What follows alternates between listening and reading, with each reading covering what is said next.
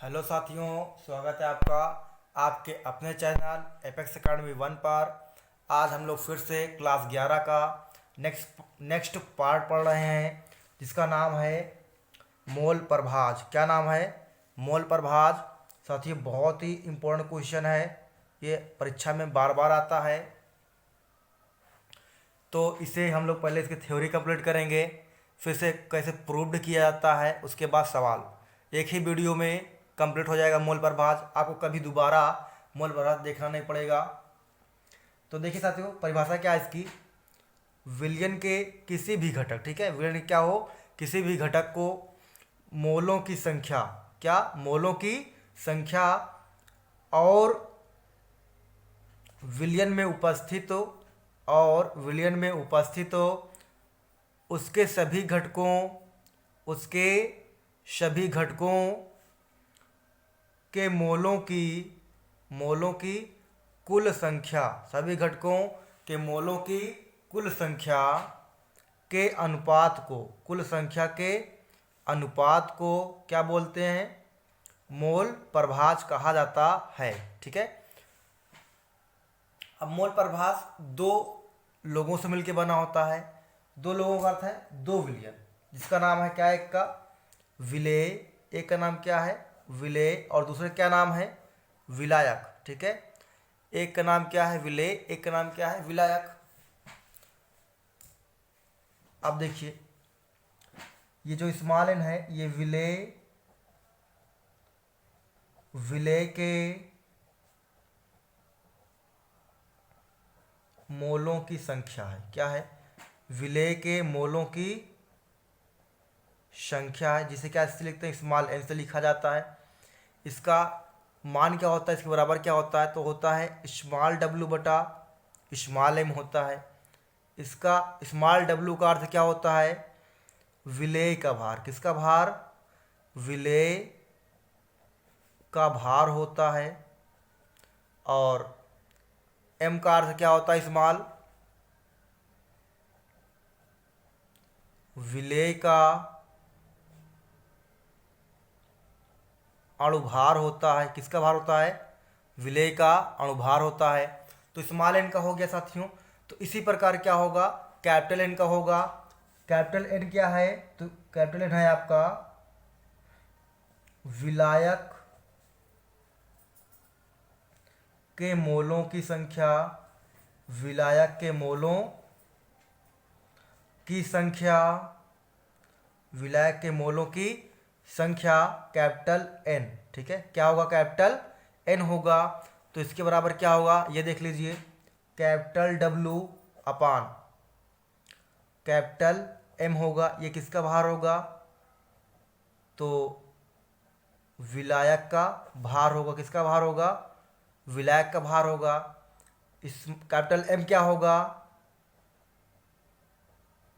विलायक का अणुभार होगा। किसका भार होगा? विलायक का अणुभार होगा। ठीक है साथियों। तो इस तरीके से जो है आपको पता चल गया कि विलेय की मोल संख्या क्या होता है। ये होता है स्मॉल डब्ल्यू बटा स्मॉल एम होता है। कैपिटल एन अर्थात विलायक का मान क्या होता है, capital W upon capital M होता है। तो आइए अब इसे मोल प्रभाज के रूप में व्यक्त करते हैं। ठीक है। किसके रूप में?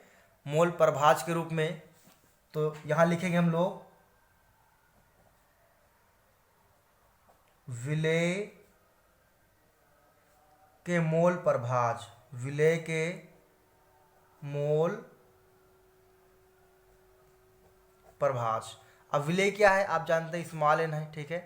क्या होगा, स्मॉल एन बटा small N plus capital N होगा। ठीक है। इसको मान लेंगे हम लोग समीकरण नंबर 1। क्या मान लेंगे? समीकरण नंबर 1 मान लेंगे। अब दूसरा क्या निकालेंगे, विलायक। क्या निकालेंगे? विलायक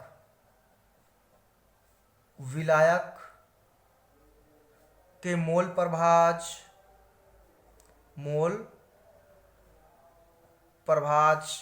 क्या होगा, विलायक आप जानते हैं कैपिटल एन होता है।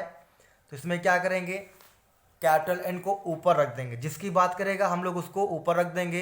तो देखिए क्या हो जाएगा, capital N upon capital N plus small N. इसे हम लोग मान लेंगे समीकरण नंबर 2 मान लेंगे। क्या मान लेंगे, समीकरण नंबर 2 मान लेंगे। ठीक है, अब क्या करेंगे, समीकरण 1 और समीकरण 2 को जोड़ने पर समीकरण 1 और 2 को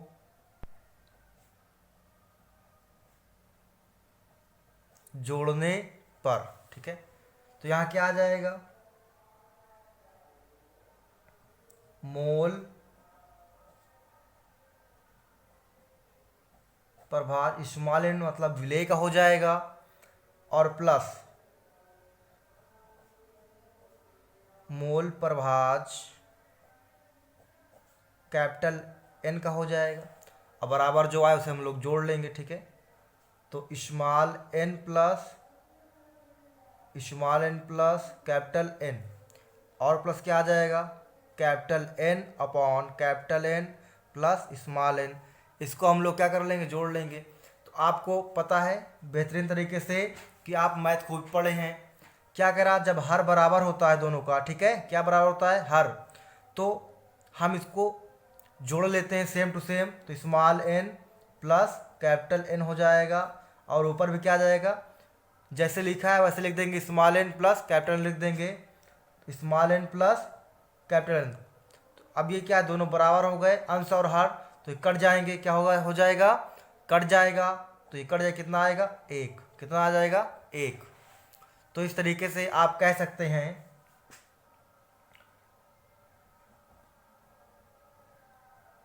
विलेय का मोल प्रभाज, विलेय का मोल प्रभाज और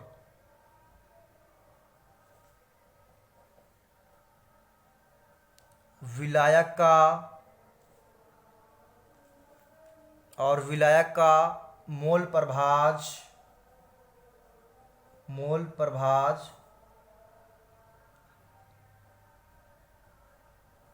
अर्थात कुल मोल प्रभाज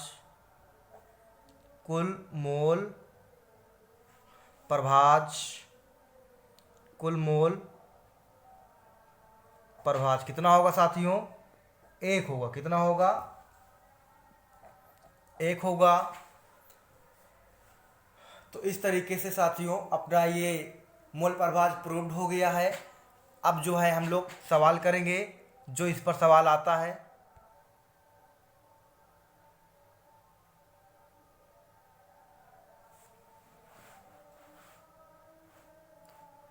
तो सवाल देखिए, इसके सवाल में लिखा क्या है,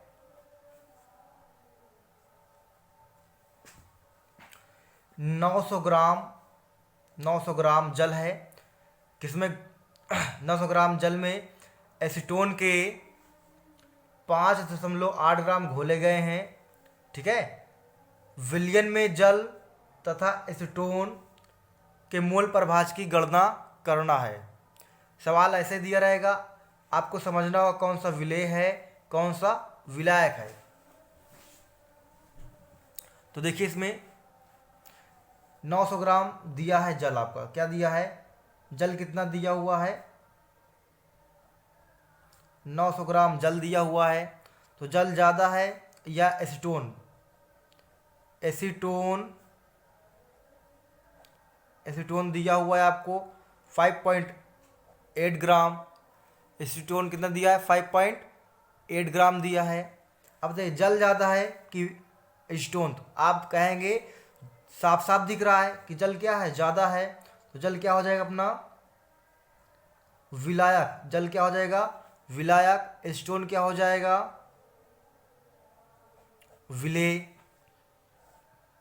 ठीक है, अब यहीं से निकाल लेते हैं। तो इसका अणुभार कितना आएगा, अणुभार, इसका अणुभार कितना होता है, 58। ठीक है, कितना होता है, 58। इसे मैं पिछली वीडियो में पढ़ा चुका हूँ, तो वहाँ से आप देख सकते हैं। ठीक है, यहाँ से क्या निकल आएगा, स्मॉल n, तो क्या होता है भार बटे अणुभार। भार कितना है इसका देख लीजिए, ये भार है आपका 5.8 ग्राम है, और ये क्या है आपका अणुभार स्मॉल m। ठीक है, तो कितना आएगा हलो के 0.1 आ जाएगा। और विलायक में देख लीजिए इसका अणुभार कितना आएगा, अणुभार इसका 18 आता है जल का। ठीक है, और यहाँ से कैपिटल N निकाल लीजिए, तो क्या होता है भार कितना दिया है 900 ग्राम, अणुभार कितना आया है 18, कितना आएगा हल करने पे 18 का नाम 18, 18 पंचे 90, और एक जीरो बच गया, कितना आएगा 50 आ गया। अब क्या निकालना है हमें, विलेय और विलायक दोनों का निकालना है।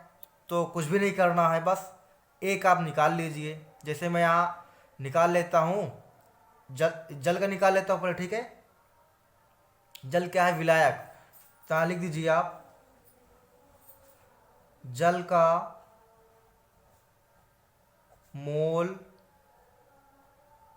प्रभाज। जल का मोल प्रभाज बराबर क्या आ जाएगा, कैपिटल N बटा capital N plus small n आ जाएगा। अब मान रख दीजिए, कैपिटल N का मान कितना है 50, फिर क्या रखेंगे 50 प्लस 0.1। अब क्या करेंगे देखिए, 50 ऊपर का लिख लेंगे, और जितना आया है इसको ऐड कर लीजिए, कितना हो जाएगा 50.1 हो जाएगा। अब क्या करेंगे, आप इसे भाग कर देंगे, क्या कर देंगे भाग कर देंगे, जितना भी आंसर आएगा उतना लिख दिया जाएगा। तो इसको भाग करने पर कितना आएगा साथियों 0.998। ठीक है, 0.998 आएगा। और एक किसका आ गया है, तो ये जल का मोल प्रभाज, जल का मोल प्रभाज आ गया है। तो मैंने अभी आपसे बताया था कुल कितना होता है 1, कुल कितना होता है 1, तो अर्थात small n plus capital N बराबर कितना होता है 1 होता है। तो ये कैपिटल क्या था विलायक था, अब विलायक क्या है हमारा जल, विलायक क्या है हमारा जल, तो जल का तो आ गया है। अब क्या करिए, इसको इस पार पक्षांतर कर देंगे, तो क्या हो जाएगा माइनस, तो स्मॉल n बराबर 1 माइनस कैपिटल N, कितना मान आया है इसका माइनस 0.998 आया है, और यहाँ 1, स्मॉल n क्या हो गया है 1, और ये क्या है स्मॉल n अपना, तो अब बताएंगे एसीटोन है, क्या है एसीटोन, तो यहाँ मैं लिख देता हूँ एक बार, एसीटोन बराबर कितना हो जाएगा घटाने पर 0.002। इस तरीके से अपना जो है दूसरा क्वेश्चन कंप्लीट हो गया है। तो आइए हम लोग तीसरा क्वेश्चन हल कर लेते हैं, जिससे कि मोल प्रभाज पूर्णतः कंप्लीट हो जाए।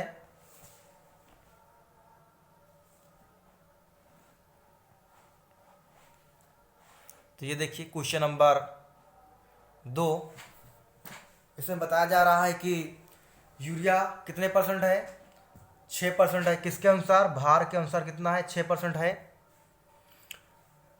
भार के अनुसार 6% है। और किसमें मिला है जलीय विलयन है, कैसा है जलीय विलयन, किसका निकालना है हमें मोल प्रभाज, सिर्फ और सिर्फ किसका निकालना है यूरिया का निकालना है बस। ये तो और आसान है, कोई दिक्कत की बात नहीं है। तो देखिए इसमें लिख लीजिए कितने भार दिया है, तो यूरिया का भार है, यूरिया का भार कितना है 6 ग्राम। ठीक है, कितना मान लेंगे 6 ग्राम, यहाँ आपको परसेंट दिख रहा है तो परसेंट नहीं मानेंगे हम लोग, क्या मानेंगे 6 ग्राम मानेंगे। ठीक है, तो ये क्या है 6 ग्राम।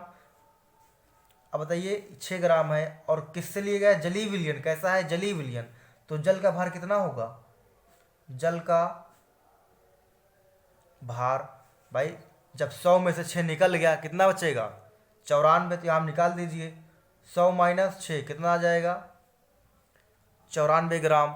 फिर से वही बात, कौन सा विलेय है कौन सा विलायक, बताइए 94 ग्राम ज़्यादा है या 6 ग्राम। तो आप कहेंगे 94 ग्राम ज़्यादा है। तो जल क्या हो गया हमारा, जल हमारा विलायक हो गया। और यूरिया क्या हो गया, यूरिया हमारा विलेय हो गया। हमें निकालना भी क्या है, विलेय का निकालना है सिर्फ। तो देखिए यहाँ से क्या निकाल लेंगे हम लोग, अब विलेय का निकालना, लेकिन निकालना तो पड़ेगा हमें दोनों का। तो पहले एक बार जल का निकाल लेते हैं अणुभार, ठीक है, इसका निकाल लेते हैं। विलायक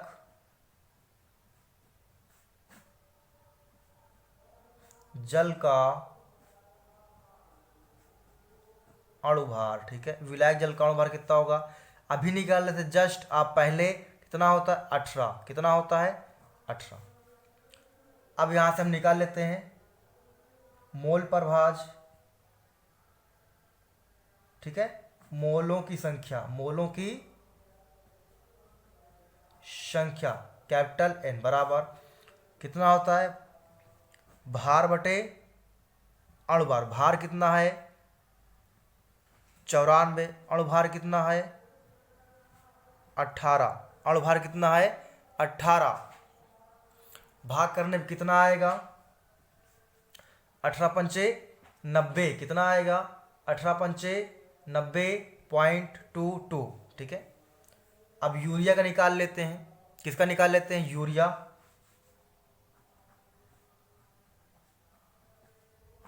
यूरिया का अणुभार कितना होता है 60, कितना होता है 60 होता है, ठीक है। जिसको ना पता हो वो पिछली वीडियो देख लेगा, अणुभार निकालने में से पता चल जाएगा, 60 होता है। अब यहां से क्या निकलना, विलेय के मोलों, विलेय के मोलों की संख्या, विलेय के मोलों की संख्या बराबर क्या होगा, स्मॉल n। विलेय का भार, कितना भार है विलेय का, तो ये देखिए 6 ग्राम, कितना भार विलेय का 6 ग्राम है। अणुभार कितना है 60, कितना आएगा हल करने पे 0.1, कितना आएगा भाग करने पे 0.1 आएगा। अब जो है हमें निकालना क्या है, यूरिया का ही निकालना है, मोल प्रभाज किसका निकालना है, यूरिया का मोल प्रभाज निकालना। तो लिख लेते हैं, ठीक है, यूरिया का मोल प्रभाज, यूरिया का मोल प्रभाज क्या हो जाएगा, तो स्मॉल n बटा, भाई ये क्या है विलेय है, तो यहाँ लिखेंगे स्मॉल n बटा small n plus capital N लिख देंगे, ठीक है। अब देखिए स्मॉल n का मान कितना आया है 0.1 आया है, बटे 0.1 आया है, और प्लस कैपिटल N का मान कितना आया है 5.2 और 2 आया है, ठीक है, 5.2 और 2 आया है। अब इसको ऐड कर लीजिए, कितना होगा 0.1 बटे 5.32, 5.32 हो जाएगा। और इसको डिवाइड करने पे कितना आएगा 0.0188, 0.188 आएगा। इस तरीके से अपना ये भी सवाल कंप्लीट हो गया। तो साथियों नेक्स्ट वीडियो मिलते हैं अगले दिन। जय हिंद साथियों।